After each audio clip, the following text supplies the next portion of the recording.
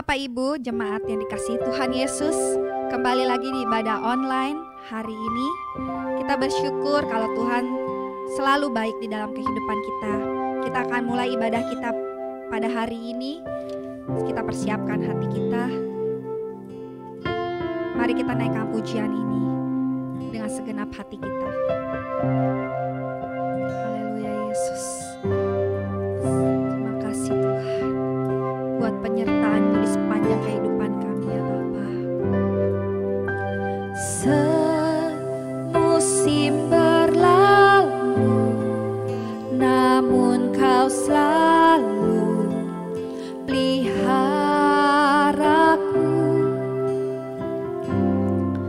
Kasih dan setiamu tak pernah layu di hidupku. Lebih luas dari samudra kebaikan-Mu Bapa, takkan habis di hidupku. Lebih tinggi dari cakrawala, tak terbatas kasih-Mu. Sungguh ku bersyukur. Berikan sorak-sorai yang terbaik buat Allah kita. Mari jemaat Tuhan naikkan pujian ini bersama, katakan semusim berlalu, namun Kau selalu peliharaku.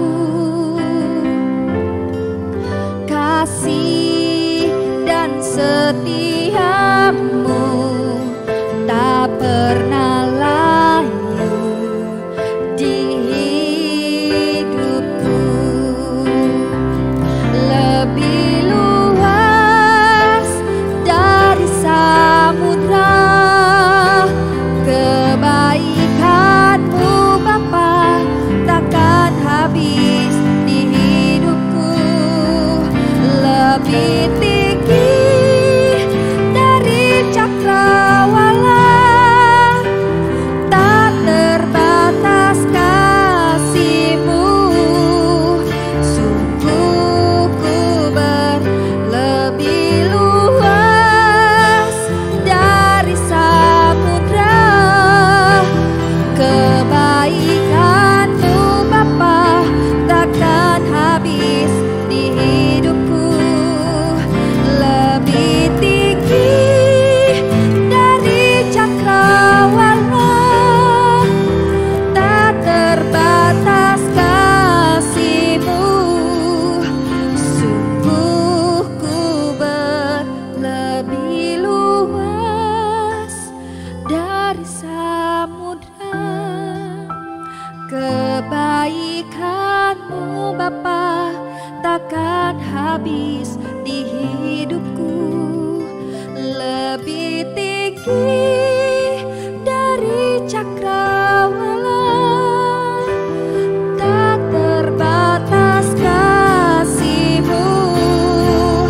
Sungguh ku berlebih luas dari samudra kebaikan-Mu Bapa, takkan habis di hidupku. Lebih tinggi dari cakrawala, tak terbatas kasih-Mu. Sungguh ku bersyukur. Sungguh ku bersyukur. Sungguh kami bersyukur Tuhan. Sungguh ku bersyukur. Berikan kemuliaan sorak-sorai buat Allah kita. Haleluya. Sungguh kami bersyukur Tuhan.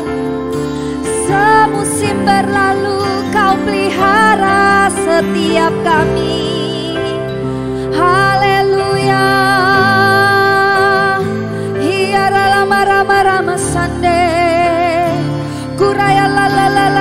sikiara lama ramaso.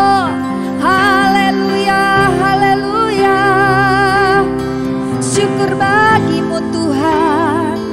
Kami naikkan segenap hati kami, segala penyembahan kami di hadapan-Mu Yesus. Syukur bagimu. Haleluya. Kuraya la sikiara lama ramase. Hiara lama rama ramasande. Terima kasih Tuhan buat kebaikan dan kasih setia-Mu di sepanjang kehidupan kami. Sungguh kami Tuhan boleh menghargai setiap karya-Mu di dalam kehidupan kami. Sungguh kami boleh menghargai Tuhan setiap kebaikan-Mu di dalam kehidupan setiap kami Tuhan. Biarlah Tuhan pada hari ini jemaat-Mu yang melihat ibadah online pada hari ini ya Bapa, Kau boleh Tuhan jamah setiap hati mereka pribadi lepas pribadi ya Tuhan.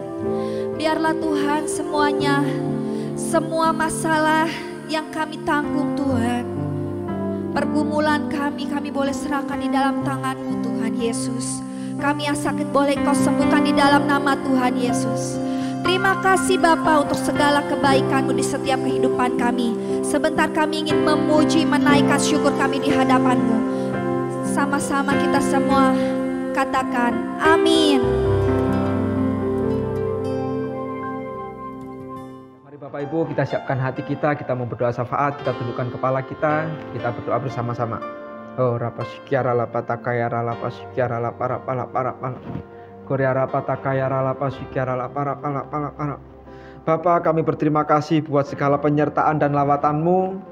Kami sehati berdoa buat gembala pembina kami, Bapak Pendeta Insinyur Niko dan keluarga. Berikan kesehatan dan kekuatan-Mu, serta pengurapan-Mu dan juga keempat wakilnya berikan kesehatian.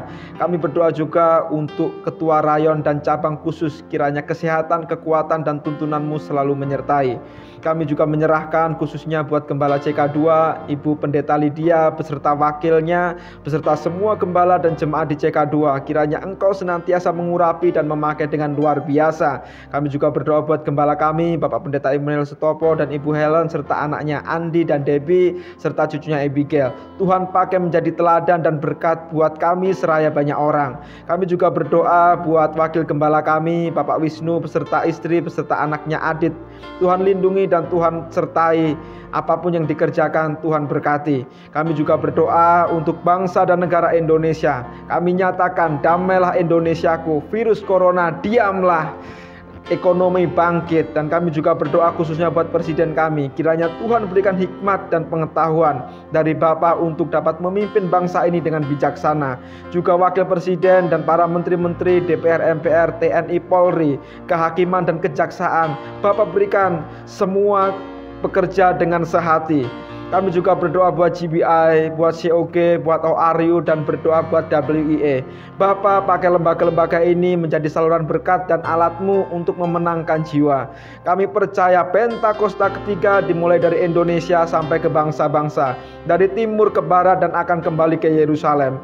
Kami berdoa untuk generasi Yeremia. Biarkan mereka Tuhan dengan segenap hati, cinta mati-matian kepada Tuhan, yang hidup dalam kekudusan serta berjalan sesuai dengan kebenaran firman Tuhan.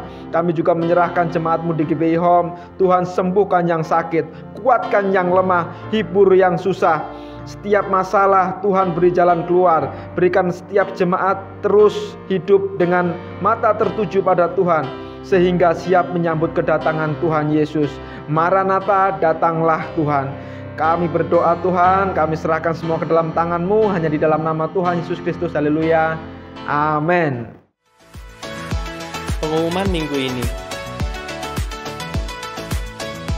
Ibadah minggu depan akan dilaksanakan pada hari Minggu pukul 11 di grup lain. Ibadah akan disertai dengan perjamuan kudus. Jemaat dipersilakan menyiapkan roti dan anggur di rumah. Roti dapat diganti dengan biskuit, anggur dapat diganti dengan sirup. Diharapkan jemaat dapat mengambil waktu untuk masuk ke hadirat Tuhan di rumah masing-masing, berdoa bersama keluarga pukul 9 malam setiap hari. Bagi jemaat yang rindu bersekutu dan bertumbuh di dalam Yesus, kami undang untuk bergabung bersama di dalam komunitas Cool yang dilaksanakan setiap hari Kamis.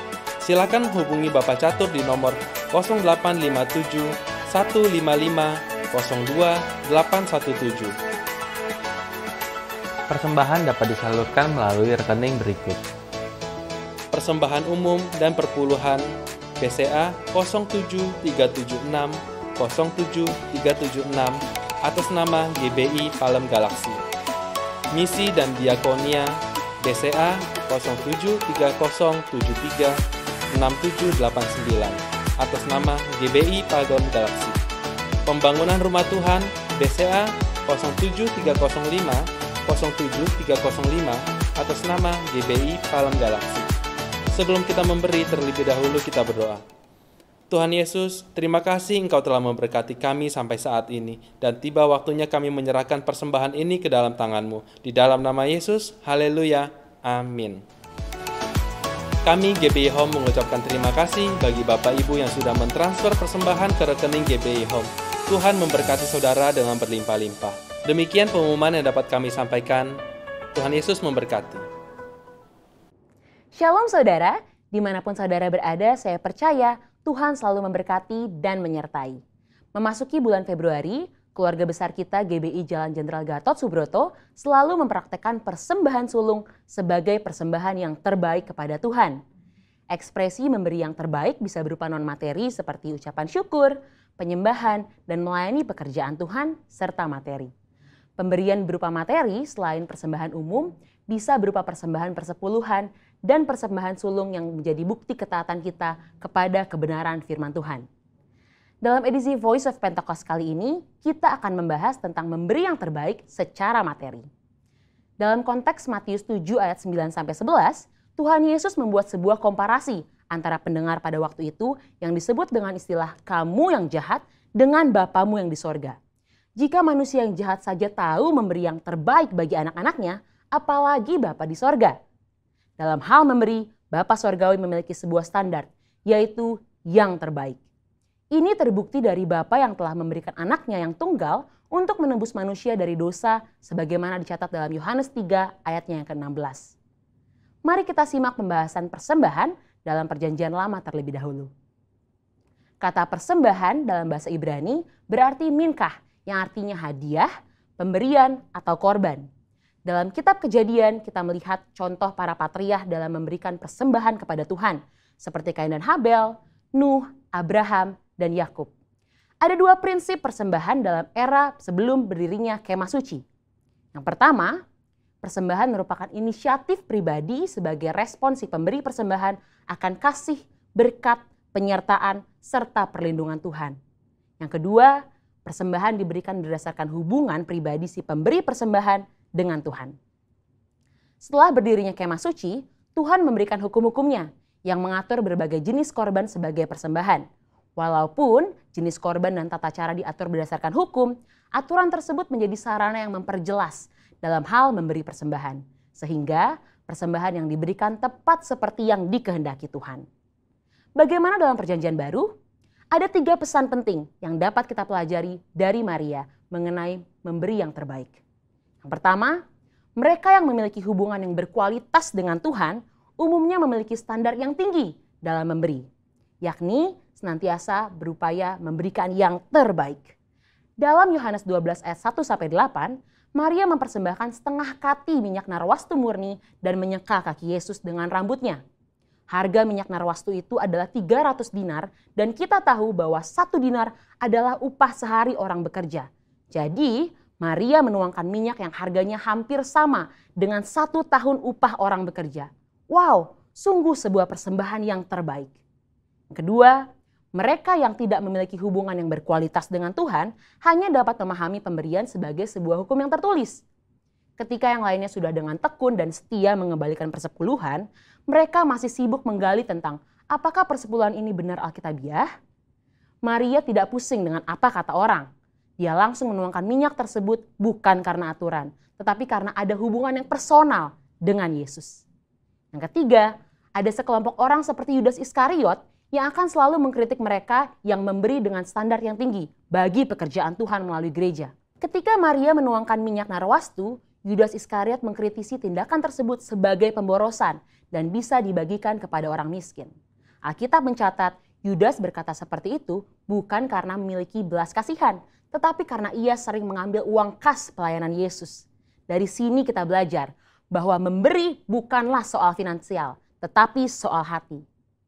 Orang yang mengasihi Tuhan akan mengekspresikannya lewat perbuatan dan tindakan, seperti yang digambarkan dalam hukum yang pertama dan terutama.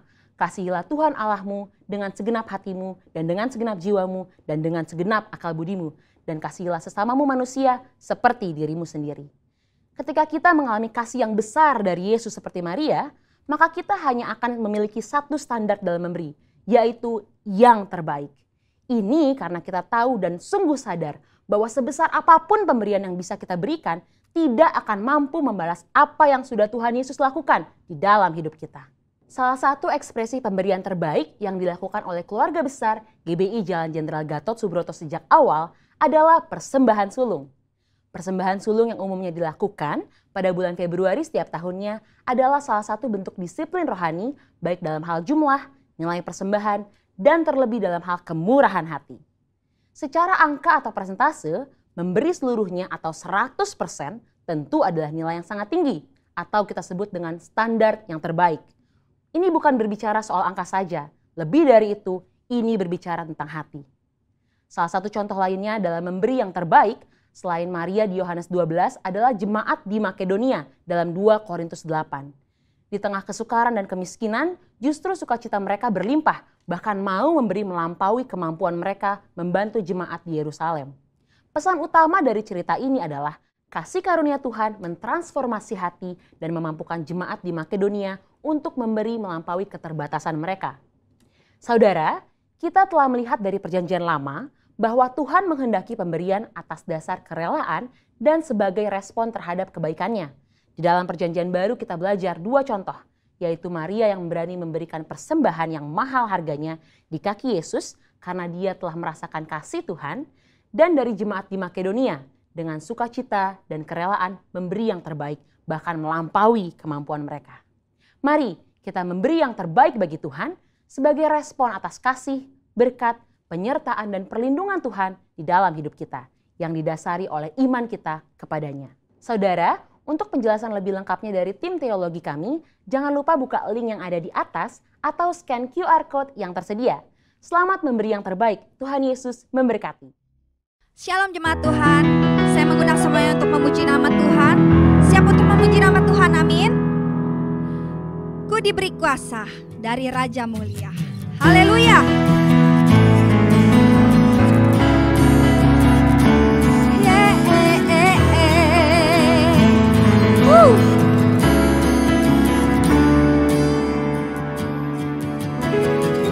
Diberi kuasa dari Raja Mulia, menaklukkan musuh di bawah kaki. Ku pakai kuasa dari Raja Mulia. Bila Allah ada bersamaku, siapa jadi lawanku?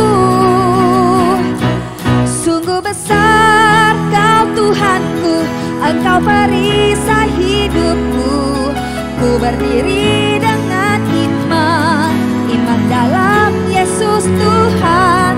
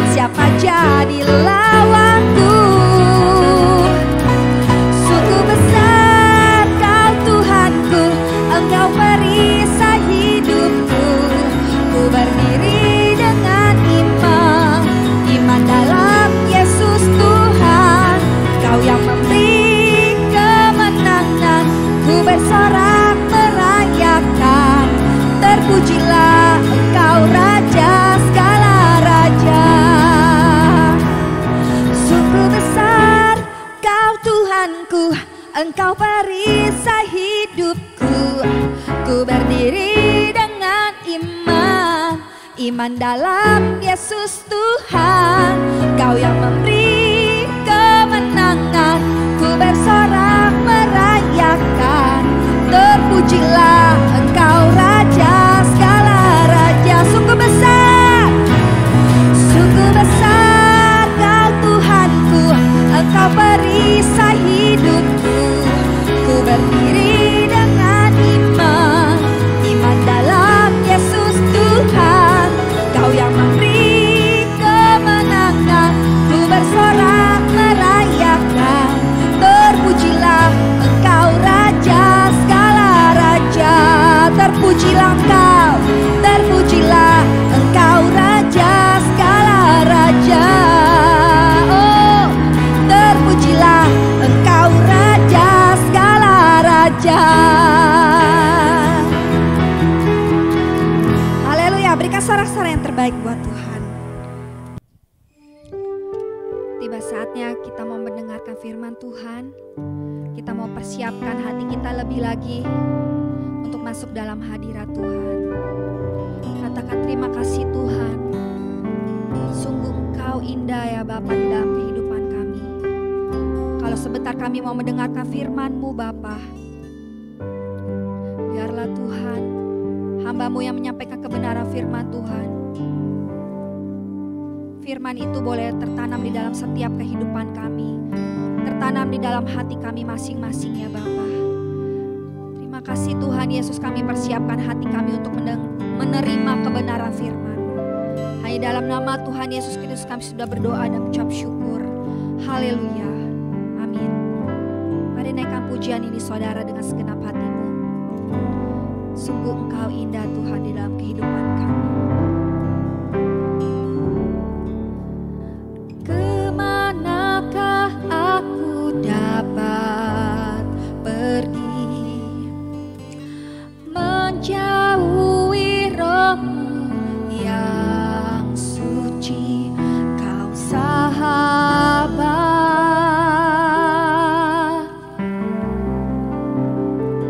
dan Kau dekat.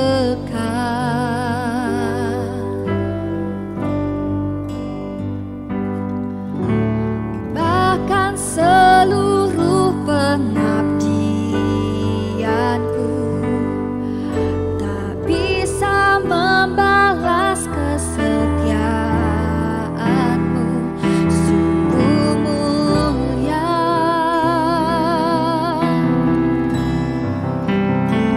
dan berharga. Sungguh besar pengorbanan-Mu bagiku, terlalu dalam untuk dimengerti. Sungguh besar,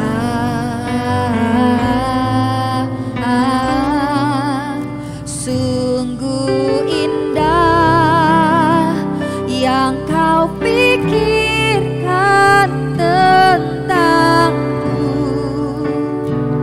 Tak terselami bagiku. Sungguh indah. Berikan sorak-sorak yang terbaik buat Allah kita. Mari sama-sama jemaat Tuhan naikkan pujian, dikatakan kemanakah aku dapat pergi, menjauhi Roh-Mu yang suci, Kau sahabat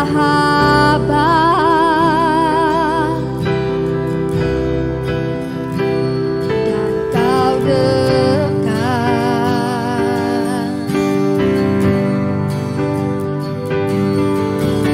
Bahkan seluruh pengabdianku tak bisa membalas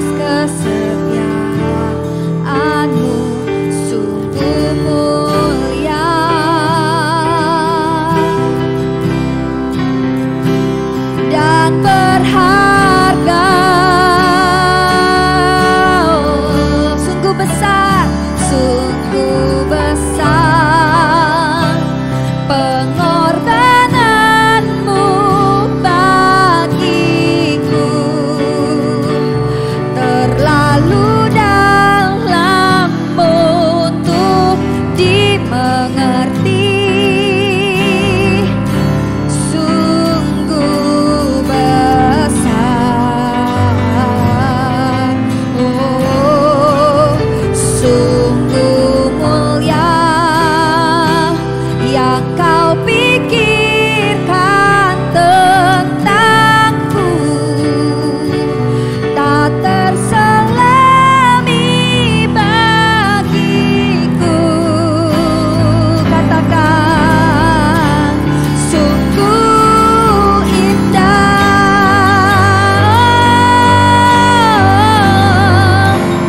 sungguh besar pengorbananmu bagiku,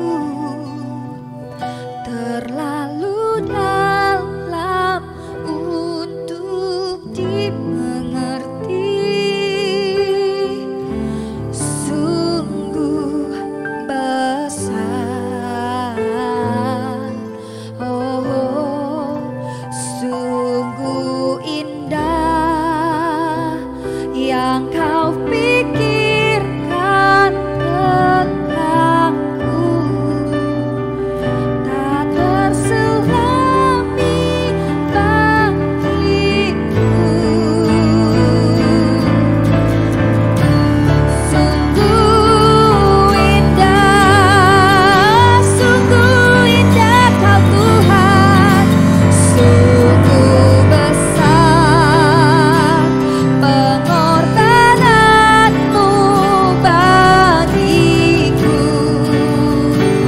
terlalu dalam untuk dimengerti, sungguh besar, oh sungguh indah yang kau pikirkan tentangku, tak terselami bagiku,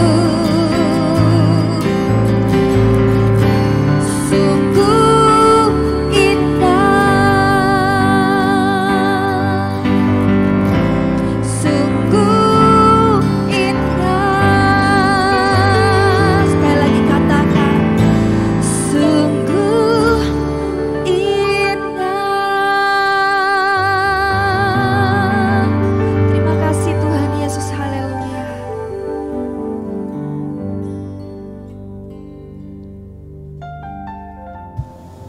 Shalom saudara-saudara, saya percaya kita ada dalam kasih karunia Tuhan yang dahsyat dan luar biasa.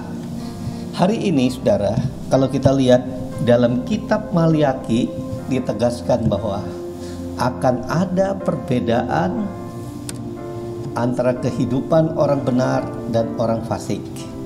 Saudara, Alkitab berjanji bahwa akan ada perbedaan terhadap orang benar dan orang fasik. Sehingga Alkitab menegaskan saudara, di dalam Maliaki pasal 3 ayat 17 dikatakan gini, mereka akan menjadi milik kesayanganku sendiri, firman Tuhan semesta alam. Pada hari yang kusiapkan, aku akan mengasihi mereka sama seperti seorang menyayangi anaknya yang melayani dia. Saudara, dikatakan firman Tuhan bahwa Tuhan akan membuat perbedaan pada hari yang disiapkan. Kapan harinya? Hari-hari ini Tuhan sedang mempersiapkan saudara dan saya. Di dalam ayat yang ke-18 dari Maliaki 3 ayat yang ke-18 dikatakan gini, kamu akan melihat kembali perbedaan.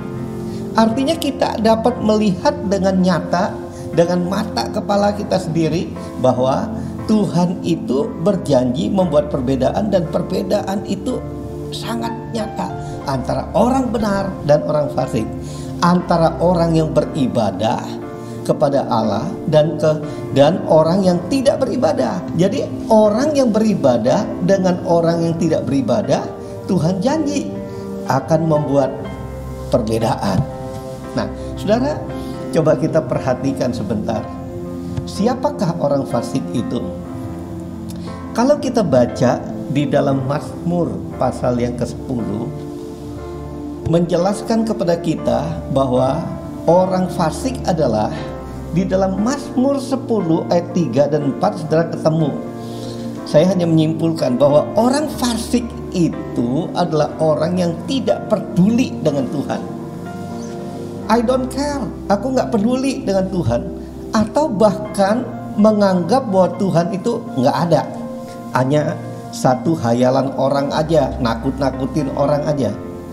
Ini saudara disebut dengan orang fasik itu. Yang kedua saudara, ayat 5 dan 6, kalau saudara baca dalam Mazmur 10 ayat 5 dan 6, itu ditulis saudara bahwa orang yang tidak menghiraukan hukum. Jadi orang fasik itu orang yang nggak menghiraukan hukum. Dia tidak akan mau menghiraukan firman Tuhan, hukum firman Tuhan, hukum Allah. Karena mereka itu tidak melakukan hukum firman Allah aja, mereka bilang aku tetap aman. Jadi mereka merasa aman walaupun nggak berjalan dalam firman Tuhan. Di dalam Mazmur 10 ayat 7 sampai 11 disebutkan bahwa orang fasik yang melakukan kejahatan dan berpikir bahwa Tuhan tidak tahu dan tidak melihat. Nah, jadi orang fasik itu dia melakukan kejahatan, dia berpikir bahwa Tuhan itu nggak tahu dan Tuhan itu nggak ngelihat. Jadi saudara, di dalam ketiga hal ini dalam Mazmur 10 dapat kita simpulkan, sebetulnya orang fasik itu bukan hanya orang yang nggak percaya Tuhan, tetapi orang fasik juga adalah orang yang mempercayai Tuhan. Makanya yang kedua tadi, tidak menghiraukan hukum. Dia percaya ada Tuhan yang punya hukum di dalam semua itu, tetapi mereka ini adalah orang yang tidak melakukan firman Tuhan itu, dan mereka bekerja di dalam satu hal dan mereka berpikir bahwa Tuhan itu nggak tahu. Jadi saudara, orang fasik adalah juga orang percaya tapi hidup tidak seperti orang yang percaya. Gimana tuh? Jadi orang ini adalah orang yang percaya tapi karakternya, perbuatannya seperti orang tidak mengenal Tuhan. Nah saudara, di dalam Mazmur 10 ini akhirnya kita baca, jadi saudara, akhir hidup orang fasik itu adalah sangat tragis, sangat mengenaskan. Jadi saudara, untuk hal itu mari kita periksa diri kita. Kita selidiki apakah hidup kita ada di dalam ketiga hal ini. Kita tidak peduli akan Tuhan, menganggap Tuhan itu tidak ada. Atau kita menjadi orang yang tidak menghiraukan firman Tuhan, melanggar firman Tuhan, kita merasa aman, kita merasa sehat, kita merasa diberkati. Atau kita menjadi orang yang melakukan kejahatan, pikir Tuhan itu nggak lihat kok, Tuhan nggak tahu. Nah saudara, karena kefasikan ini ya yang selalu kelihatan ya di dalam nampak dari hidup orang, tapi itu saudara munculnya dari yang nggak kelihatan, dari hati orang itu muncul ke permukaan. Oleh sebab itu saudara, saya nggak mau banyak melihat tentang orang fasik ini, karena akhir hidup orang fasik ini pasti menuju kebinasaan kata firman Tuhan. Tapi kita lihat saudara, bagaimana keturunan dari orang yang hidup bergaul dengan Tuhan. Nah, dikatakan firman Tuhan, keturunan daripada orang yang hidup bergaul dengan Tuhan itu pasti diberkati. Coba kita lihat di dalam Kejadian pasal yang ke-20, ya pasal yang ke-5 ayat 21 sampai 32. Kejadian 5 21 sampai 32. Di sana saudara dapat cerita lengkap tentang seorang yang bernama Henok. Kalau kita perhatikan di sana, saudara, dituliskan kehidupan Henok. Henok melahirkan Metusalah, dan Metusalah melahirkan Lamek. Kemudian Lamek melahirkan Nuh. Jadi semua keturunan Henok sampai keturunan yang keempat tidak mengalami hukuman Allah atas dunia ini melalui erbah. Sedangkan saudara, firman Tuhan berjanji kalau kita hidup tidak menuruti firman Tuhan, seperti orang fasik tadi, tidak menghiraukan Tuhan dan tidak percaya Tuhan, dikatakan saudara, kutuk itu akan turun kepada keturunan ketiga sampai keempat. Nah, ini janji Tuhan. Jadi orang yang hidup bergaul dengan Tuhan, itu Tuhan membuat satu kebalikannya. Henok, orang yang bergaul dengan Tuhan, saudara, dia hidup, saudara, dengan Tuhan, sehingga dikatakan firman Tuhan, dia diangkat, nggak ada lagi. Metusalah, saudara, anaknya, Lamek, itu keturunannya jadi orang benar, sampai saudara Nuh, itu Tuhan angkat dan keluarkan dari air bah.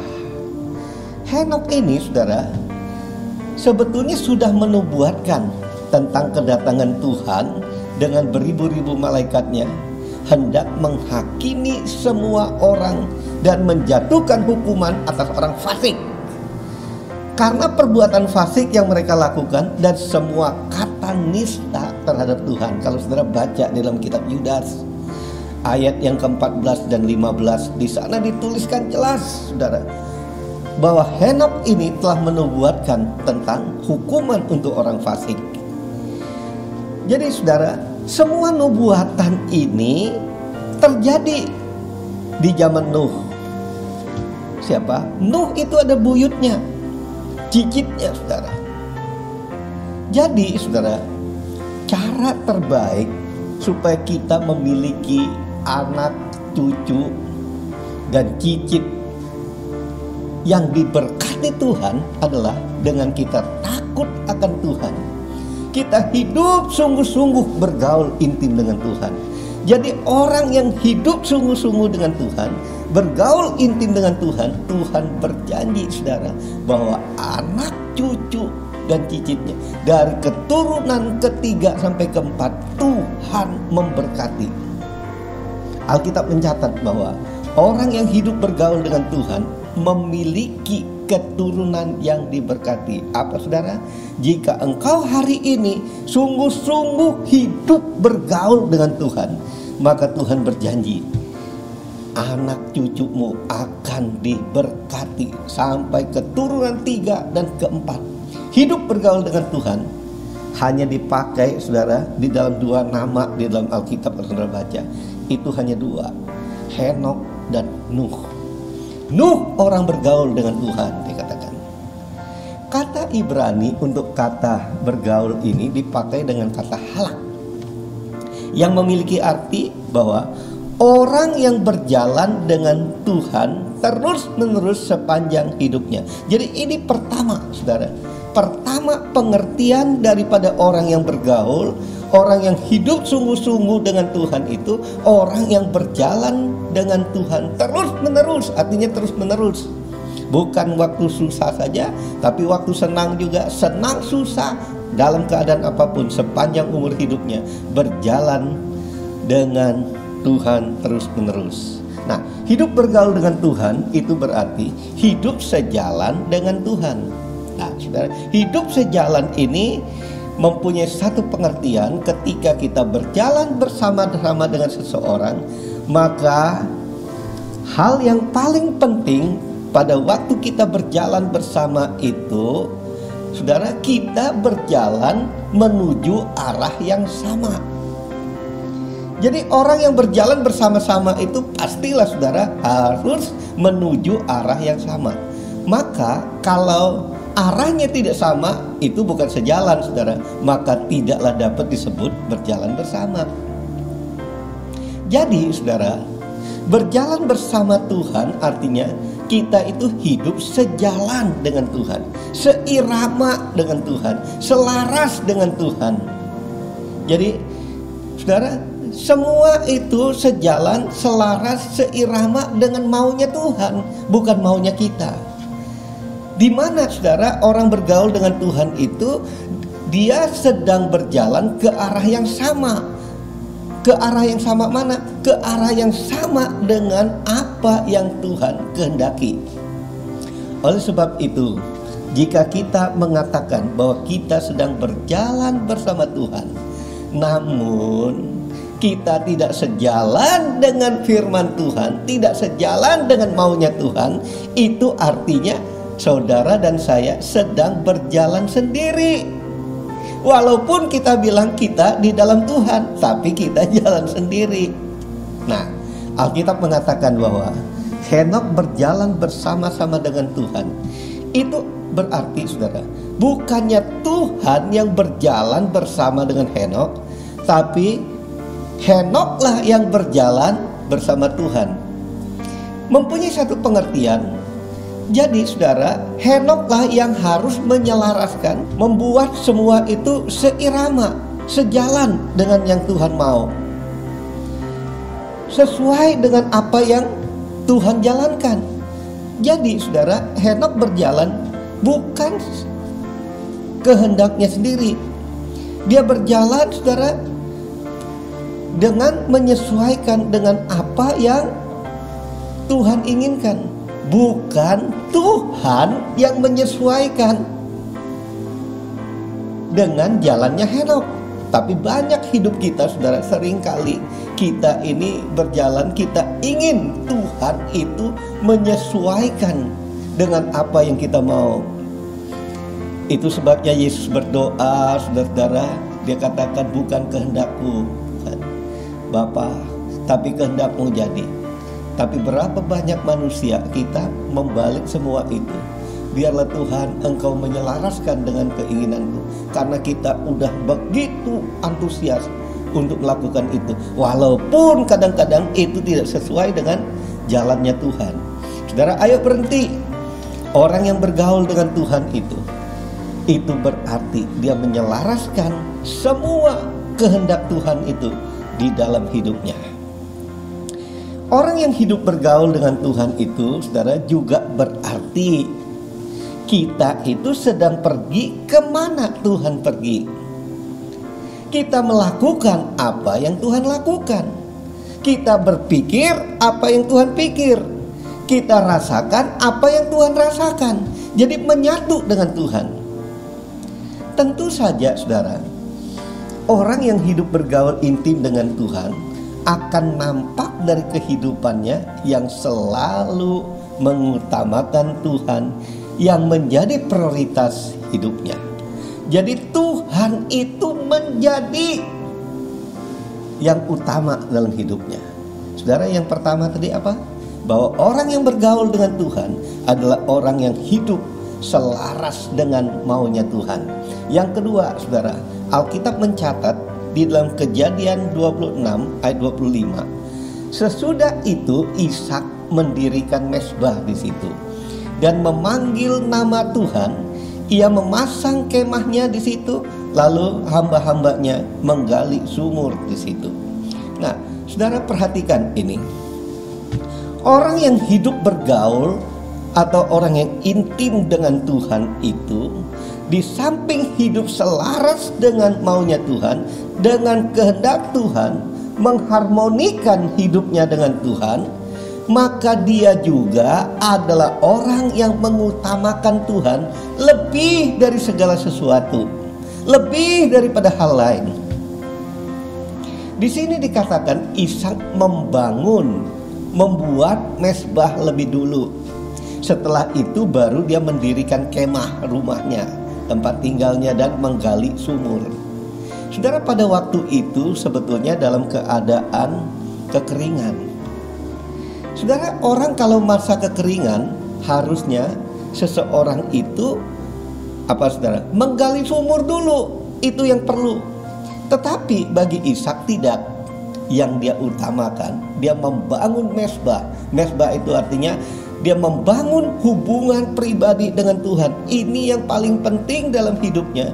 Dia membangun di sana ada doa, pujian, penyembahan, artinya Tuhan diagungkan. Saudara, Ishak adalah orang yang mengerti isi hati Tuhan. Walaupun dia dianggap bodoh oleh orang dunia. Kenapa, saudara? Seperti saya katakan, tentu saja logikanya, kalau lagi mengalami masa kekeringan, masa kesusahan, ya, masa kita, saudara, kita membangun mezbah dulu, harusnya kan saudara menggali sumur dulu kan. Ishak adalah pribadi yang memahami dan mengerti maunya Tuhan. Jadi orang yang bergaul intim dengan Tuhan itu akan mengerti maunya Tuhan. Yaitu saudara, Ishak ini mendahulukan Tuhan lebih dari segalanya. Inilah yang Tuhan cari saat-saat ini. Sehingga saudara dikatakan Alkitab bahwa Tuhan membuat perbedaan. Sehingga perbedaan yang Tuhan inginkan terjadi itu melalui kehidupan Ishak ini menjadi nyata, saudara. Sehingga Ishak ini dapat menjadi saksi. Kalau saudara baca di dalam Kejadian 26 ayat 28, saudara, ini bisa disaksikan orang lain.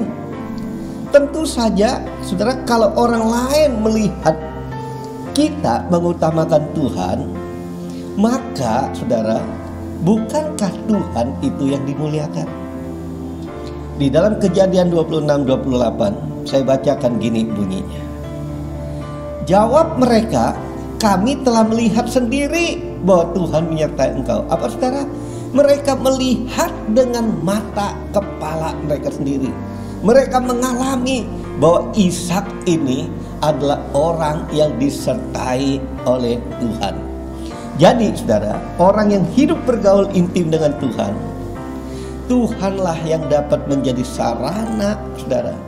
Tuhanlah yang dapat menjadi, saudara, menggenapi firman-Nya di dalam kehidupan orang itu, bahwa akan ada perbedaan antara orang benar dan orang fasik. Saudara, inilah saat-saatnya Tuhan ingin untuk kita ini menjadi perbedaan, saudara. Menjadi perbedaan di dalam kehidupan kita. Masih ingat, saudara, kehidupan orang Israel diceritakan di dalam Alkitab, kehidupan orang Israel pada waktu zaman Yusuf. Saudara, orang Israel itu hidup di Gosen. Tetapi saudara, pada waktu saudara ada mengalami tulah-tulah tertentu. Orang ini saudara, orang-orang Israel tidak mengalami, tapi orang Mesir mengalami. Kenapa saudara? Ada hal-hal yang saya mau katakan kepada saudara. Karena mereka itu percaya kepada Tuhan. Mereka percaya kepada Allah yang hidup. Sama seperti saudara dan saya. Inilah janji Tuhan ke kita. Tuhan mau membuat perbedaan antara kita yang sungguh-sungguh beribadah kepada Dia. Artinya yang sungguh-sungguh mencari Dia, sungguh-sungguh intim dengan Dia. Kapan Tuhan bilang, aku menyediakan waktunya. Saudara, oleh sebab itu, mari yang pertama saudara yang kita harus lakukan, kita membangun mezbah. Ayo dalam segala hal, dalam masa-masa saudara kekeringan ini, masa-masa pandemi ini, Tuhan ingin kita supaya kita mempunyai karakter Kristus. Seperti Ishak ini, kita mengutamakan lebih dari segala itu, bangun mezbah terlebih dahulu dalam hidup kita. Secara pribadi, keluarga, suami istri maupun seluruh keluarga, kita bangun mezbah agar kita dapat hidup selaras dan menyelaraskan apa yang Tuhan mau, dan hidup sejalan dengan apa yang Tuhan kehendaki, sehingga kita menikmati janji Tuhan. Tuhan membuat perbedaan. Itulah janji Tuhan. Seperti Tuhan lakukan kepada Ishak, maka Dia akan lakukan dalam hidup kita. Seperti Dia lakukan kepada Henokh. Mereka hidup bergaul dengan Tuhan, dan semua orang-orang ini hidup memuliakan nama Tuhan. Oleh sebab itu saudara, mari saat ini kita membuka hati kita. Sudahkah kita mengutamakan Tuhan dalam hidup kita dengan cara membangun mezbah dalam hidup kita? Sudahkah kita menjadi orang benar dalam hidup kita? Kita bukan mengabaikan Tuhan seolah-olah Tuhan tidak melihat perbuatan kita yang salah. Ayo kita berhenti untuk menikmati dosa. Tapi mari saat-saat ini kita mulai untuk menikmati hadirat Tuhan dalam hidup kita. Mari kita tundukkan kepala. Bapa di sorga, terima kasih untuk Tuhan kasih setiamu, penyertaan-Mu dalam hidup kami. Saudara-saudara, kalau saat ini Engkau mau membuka hati dan berkata, Tuhan, aku berjanji, aku mau hidup menjadi orang benar, tidak mau lagi hidup menjadi orang fasik. Taruh tangan kirimu di dadamu, angkat tangan kananmu. Saya mau berdoa buat engkau. Mari kita berdoa bersama-sama. Bapa, ini kami mengangkat tangan kami di tahun integritas ini 2021. Bapa, bawa kami untuk hidup kami mengutamakan Engkau dan hidup bergaul dengan Engkau yang selalu menyelaraskan semua kehendak-Mu dalam hidup kami. Ajar kami untuk berjalan terus di dalam firman-Mu, sehingga kami, Tuhan, menerima janji-Mu. Engkau sendiri berjanji akan membuat perbedaan antara hidup kami dengan orang yang hidup tidak beribadah kepadamu. Oleh sebab itu, mulai saat ini kami katakan di dalam nama Tuhan Yesus, di dalam pertolongan daripada Roh Kudus, kami mau hidup sungguh-sungguh, hidup menjadi orang benar, dan hidup kami dibuat perbedaan, sehingga nama Tuhan dimuliakan. Dalam nama Yesus, sama-sama katakan amin. Mari saudara, kita akan mengakhiri ibadah kita ini. Kita tundukkan kepala. Bapa, kami menyerahkan ke dalam tangan-Mu, mengucap syukur untuk segala pimpinan-Mu, sehingga sampai saat ini kami boleh beribadah bersama-sama walaupun melalui online ini. Kami mengucap syukur, Engkau telah menyembuhkan yang sakit, Engkau menguatkan yang lemah, memberi jalan keluar bagi setiap masalah, sehingga setiap anak-anak Tuhan, mereka mengalami, Tuhan, kemenangan daripada-Mu. Sebelum kami pulang, kami mengangkat kedua tangan kami. Bapa, biarlah damai sejahtera dan sukacita daripada-Mu, di dalam kasih sayang daripada Tuhan Yesus, penghiburan daripada Roh Kudus, menyertai kami sekalian mulai saat ini sampai Yesus datang kembali menjemput kami di awan-awan, dan kami akan hidup bersama dengan Tuhan Yesus kekal untuk selama-lamanya. Biarlah setiap kita yang percaya katakan amin. Mari bersama-sama perkatakan iman dalam Mazmur 91. Dalam lindungan Allah, orang yang duduk dalam lindungan yang maha tinggi dan bermalam dalam naungan yang maha kuasa akan berkata kepada Tuhan, tempat perlindunganku dan kubu pertahananku, Allahku yang kupercayai. Sungguh Tuhanlah yang akan melepaskan aku dari jerat penangkap burung, dari penyakit sampar yang busuk. Dengan kepaknya Tuhan akan menundungi aku, di bawah sayapnya aku akan berlindung. Kesetiaannya ialah perisai dan pagar tembok. Aku tak usah takut terhadap kedahsyatan malam, terhadap panah yang terbang di waktu siang, terhadap penyakit sampar yang berjalan di dalam gelap, terhadap penyakit menular yang mengamuk di waktu petang. Walau 1000 orang rebah di sisiku dan 10.000 di sebelah kananku, tetapi itu tidak akan menimpa aku. Aku hanya menontonnya dengan mataku sendiri dan melihat pembalasan terhadap orang-orang fasik. Sebab Tuhan ialah tempat perlindunganku, yang maha tinggi telah kubuat tempat perteduhanku. Malapetaka tidak akan menimpa aku, dan tulah tidak akan mendekat kepada kemahku. Sebab malaikat-malaikatnya akan diperintahkannya kepadaku untuk menjaga aku di segala jalanku. Mereka akan menatang aku di atas tangannya, supaya kakiku jangan terantuk kepada batu. Singa dan ular tedung akan kulangkahi. Aku akan menginjak anak singa dan ular naga. Sungguh hatiku melekat kepada Tuhan, maka Tuhan akan meluputkan aku. Tuhan akan membentengi aku, sebab aku mengenal namanya. Bila aku berseru kepada Tuhan, Tuhan akan menjawab aku. Tuhan akan menyertai aku dalam kesesakan. Tuhan akan meluputkan aku dan memuliakan aku.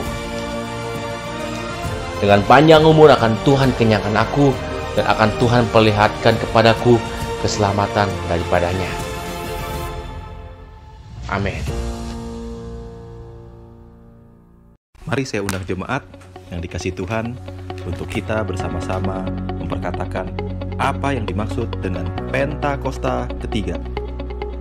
Pentakosta ketiga adalah pencurahan Roh Kudus yang dahsyat di zaman now, melebihi yang terjadi di Azusa Street. Pentakosta ketiga akan mengakibatkan penuaian jiwa yang terbesar dan yang terakhir sebelum Tuhan Yesus datang kembali. Pentakosta ketiga akan membangkitkan generasi Yeremia, yaitu anak-anak muda yang dipenuhi Roh Kudus, cinta mati-matian kepada Tuhan Yesus, tidak kompromi terhadap dosa, dan akan bergerak untuk memenangkan jiwa. Pentakosta ketiga lahir di Indonesia dan bergerak ke bangsa-bangsa. Gerakan ini dari timur ke barat dan akan kembali ke Yerusalem. Pentakosta ketiga akan memberikan kuasa untuk menyelesaikan amanat agung, dan setelah itu Tuhan Yesus datang kembali. Amin.